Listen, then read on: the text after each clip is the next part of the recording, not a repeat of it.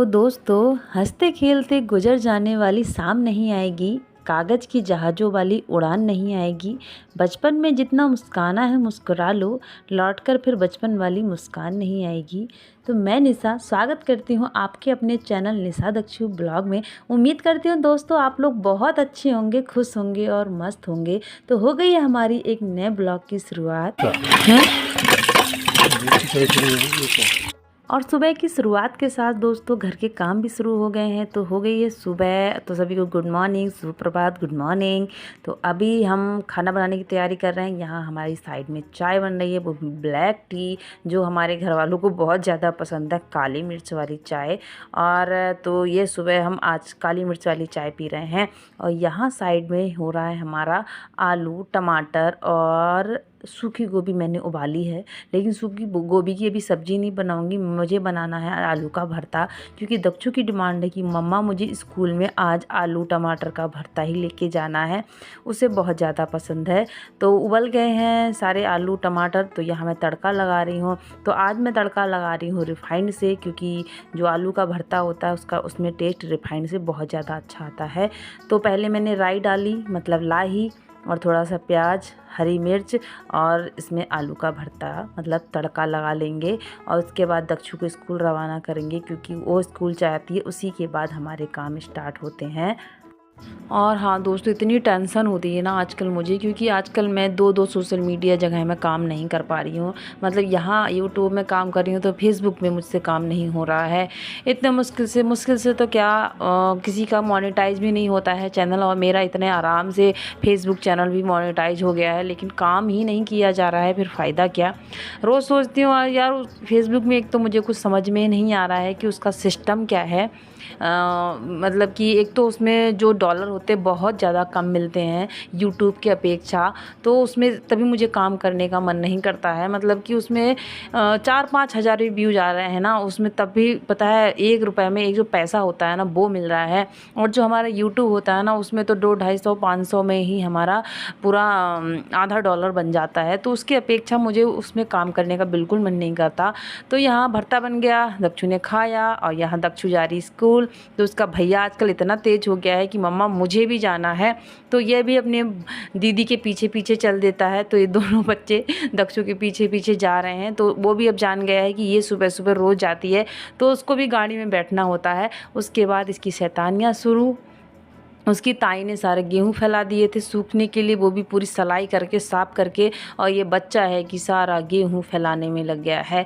तो इसके लिए हम बड़ी वाली पन्नी में डालते हैं कि फैलाएगा तो पन्नी में ही रहेगी। उसके बाद यहाँ हम पोछा लगाने के लिए आ गए भाई, क्योंकि पोछा आजकल ऐसा जितना भूसा उसा उड़ रहा है ना, कि इतना कूड़ा कबाड़ आ जाता है कमरे में, बाहर, आंगन में, कि कुछ पूछो मत। तो यहाँ पोछा लगाने आ गई, लेकिन भाई पोछा लगाने से पहले ये भाई साहब भी आ गए हैं कि नहीं मम्मा आप नहीं लगाओगे, मैं लगाऊंगी।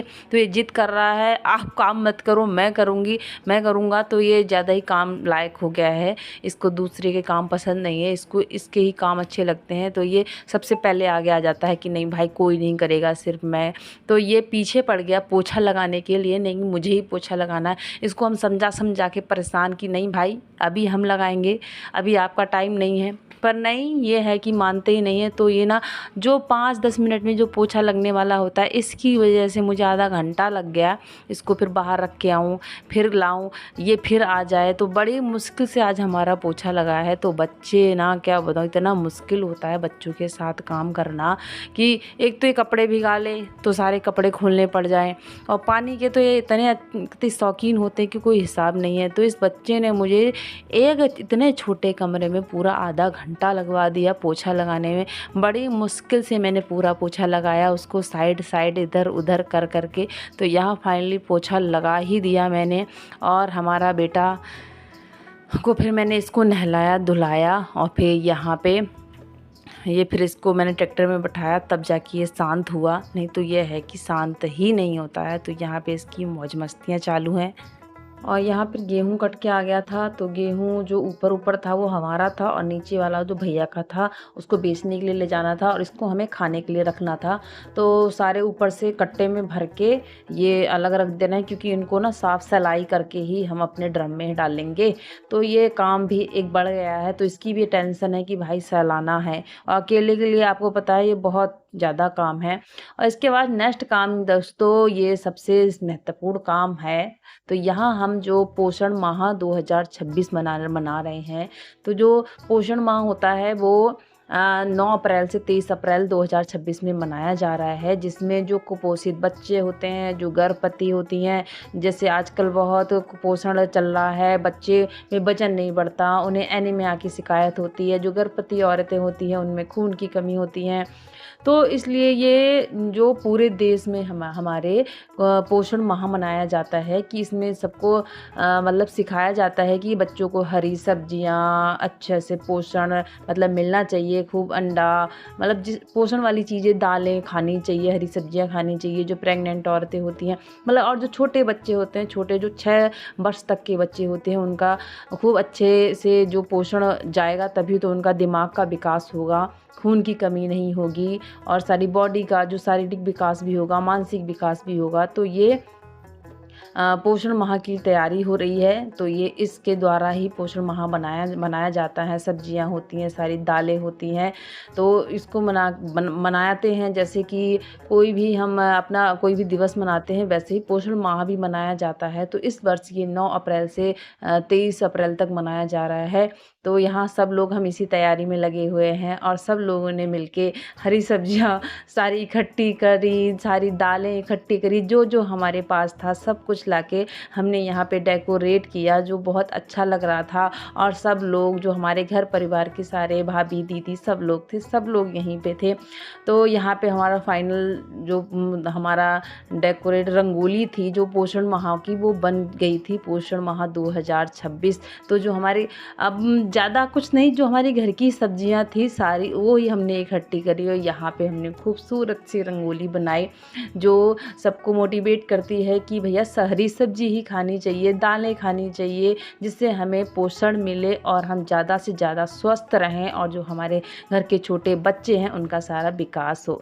तो यह हमारे घर के परिवार के सारे लोग हैं जो हम पोषण माह मना रहे हैं। तो और यहाँ पे पोषण माह बनाया और सब लोगों ने फिर बाद में आइसक्रीम भी खाई। और ऐसे ही करते करते दोस्तों शाम भी हो चुकी है। तो दक्षु हमें आइसक्रीम दे रही है, पर नहीं, यक्षित कह रहा नहीं भाई कोई नहीं खाएगा, सिर्फ मैं खाऊंगा। तो ये ना आजकल उसको पता चल गया है ये इसमें कुछ खाने वाला ही होता है, तो ये भी इसमें निकालने में लगा हुआ है और ज़बरदस्ती अपनी दीदी की आइसक्रीम खाने में लग गया। तो यहाँ पे पोषण माह मनाया और सभी को जानकारी भी दी कि हरी सब्जी खाओ, अपने बच्चों को स्वस्थ रखो। तो क्या हाल चाल है दोस्तों। और अभी दोस्तों समय हो गया है 6:30, अंधेरा होने लगा है। और अंधेरा होने क्या लगा है, अंधेरा हो ही गया है। और आपको बताऊं ना, फाइनली गेहूं कट गया। इतने दिन लग गए गेहूं कटने में कि क्या ही बताऊं। तो गेहूं फ़िलहाल कट गया आज। और आज का मौसम ना थोड़ा ख़राब है, बादल छाए हुए हैं और थोड़ा आंधी तूफान सा भी मौसम लग रहा है। और गेहूँ कट गया तो आज शांति मिली कि गेहूँ कट गया, नहीं तो खेत में ही था। मेरी मम्मी लोग बार बार फ़ोन कर रही हैं कि भैया आंधी तूफान आया है, बारिश है और गेहूँ तुम्हारा खेत में ही है। तो मैंने कहा टेंशन ना लो, आज फाइनली गेहूँ कट गया है। और क्या कहते हैं, मौसम तो फ़िलहाल ऐसे ही है और खाना पीना बन रहा है।